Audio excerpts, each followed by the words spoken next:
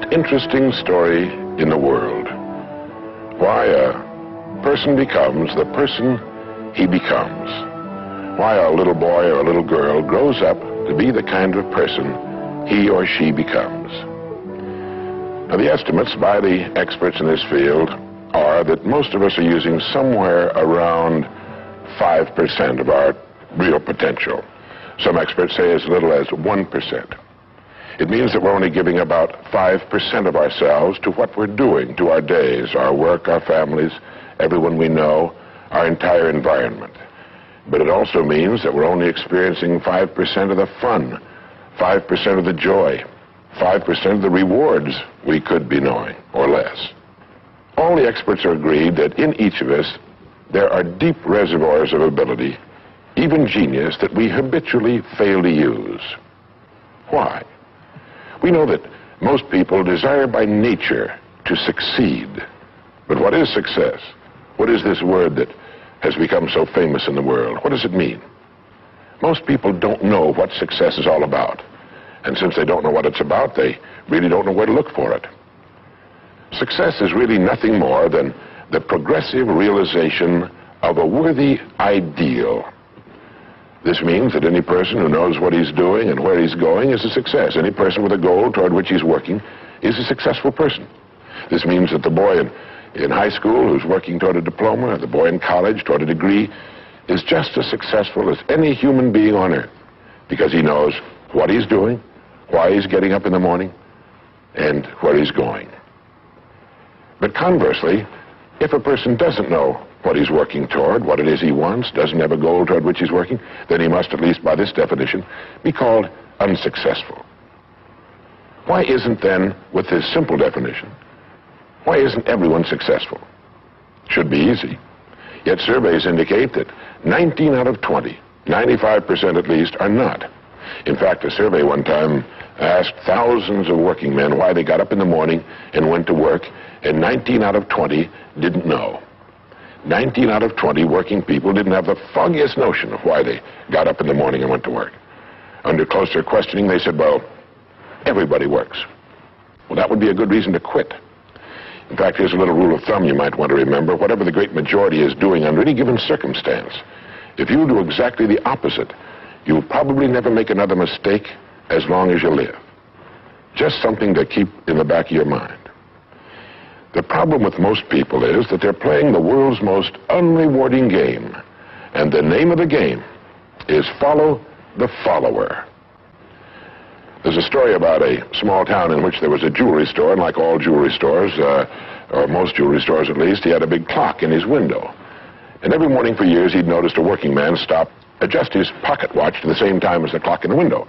He'd been doing this for many years, and one morning the jeweler was out in front sweeping a sidewalk, and so he asked the man, he said, tell me, why do you adjust your watch to my big clock every morning? I've noticed you doing that for years. The man said, well, I'm the foreman down at the big plant. He said, I want to make sure my watch is correct because I blow the quitting whistle every night at 5 o'clock. The jeweler looked at him rather strangely for a minute. He said, well, that's funny. He said, I've been setting that big clock in the window by that quitting whistle all these years. A very logical thing, but they could have been off 6 months. It was a case of a person just going along with what he thought to be correct without checking his references. So I want to suggest that from now on out, at least we do that we check our references and ask ourselves, are the people I'm following going where I want to go? Let me tell you the story of what we might call the average young man in our society. Now, from the time this boy is born, there's only one thing on earth he can do, and that's to begin to think, act, and talk like the people by whom he's surrounded. This is all in the world he can do. But right off the bat, the odds are 95 to 5 that he's thinking, acting, and talking like the wrong group. They're wonderful people. They love him. They'd do anything in the world for him. They want him to succeed. But the odds are 95 to 5 they haven't got the answers he needs if he's to reach fulfillment as a human being, if he's to reach this success that he wants, if he's to reach into these deep reservoirs of ability and genius we know he possesses and draw it out. Well, he starts in school. The most important thing to a little boy in school is to be liked by the other little boys in school. And so at this tender age, he begins to follow other little boys, his same age, who don't know any more than he knows, and who do not necessarily have any capacity for leadership. And he does this in the first grade, and the second, and the third, and the fourth, and the fifth, and the sixth, and the seventh, and the eighth, and year after year after year, he forms himself into a composite average of other little boys his age, trying to be like them, trying to do the only thing in the world that's impossible for a human being to do, which is to be like somebody else.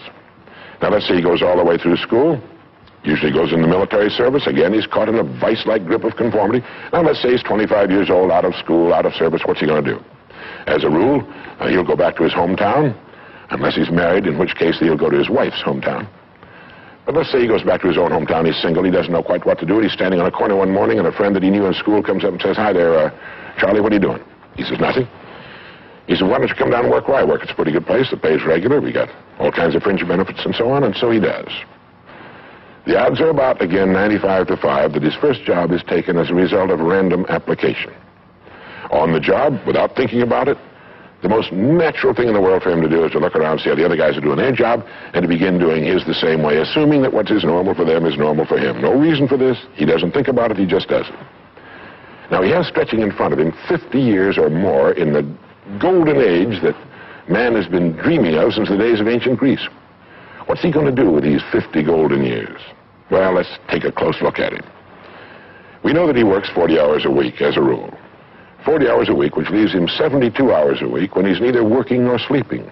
72 free, discretionary hours each week to do with as he pleases. Now, at this point, of course, he's married, he has his little house and his little car, and this is about what he does with his free 72 hours every week. He'll do what the other fellows are doing with their free 72 hours every week, which is virtually nothing at all. On a typical day, he'll quit right on the dot, get in his little car, go to his little house, go in his little kitchen, kiss his little wife, and say, "I'm tired." They've even figured out why he says that. The experts believe that he used to hear his father say that back when men used to get tired working during the day, and he picked it up and he repeats this every night when he gets home. He bolts his little meal and then heads for the living room where he turns on his escape box. Click. Takes 15 or 20 seconds for the screen to light up, a period of time he finds interminable, but he gets through it somehow. Maybe kicks the dog or thumbs through a magazine or something. But then the screen lights up, and he does too a little bit, and there in front of him, he sees people in all kinds of funny old-time costumes, all killing each other at a great rate. One expert has agreed that the average family can see more death and bloodshed and carnage on his television set in a week than Crassus saw when he crucified 6,000 prisoners on the southern road to Rome. But you know how those experts are. He could certainly be off one or two. But he sits there for about 5.5 or 6 hours. 25% of all free time now is spent in front of the tube, according to the latest statistics. Now, there's nothing wrong with this particularly, except that he's watching other people who are earning excellent incomes in the pursuit of their careers, while he doesn't make a nickel, and gets the only two things you can get from watching TV on that kind of a schedule. He gets red eyes and a hollow head. Now, this is not meant to be an indictment of television. I've got a couple of television sets at home, too. I have a couple of cars at home, too, but I don't go home at night and drive around the block for 6 hours. If there's someplace I want to go, fine, my car will take me there. If there's a great program, like a golf match or something like that, I want to see it. But he sits there for 6.5 hours until finally his wife, who's a little more practical than he is, taps him on the shoulder and she says, "Charlie, I think it's about time you went to bed. You've got to get up in the morning, go to work." He's okay, and he shuts it off. He knows how to do that. He just shuts it off and goes to bed. Next morning he gets up and he does this all over again. He does this every day for 40 years. At the end of 40 years, he's retired, which always kind of catches him by surprise. No one's ever figured that one out either. And then he dies at 85 or 90, the way medical science is moving us along, out of sheer boredom. Well, what's the problem? Is there a tragedy here? Not really, if that's the way Charlie wants to spend his life, our mythical, hypothetical young man. If he wants to spend his life that way, that's his business. He lives in a free society, he can do anything with it he wants. But there's a terrible tragedy here if he's living that way because of the total lack of a decision.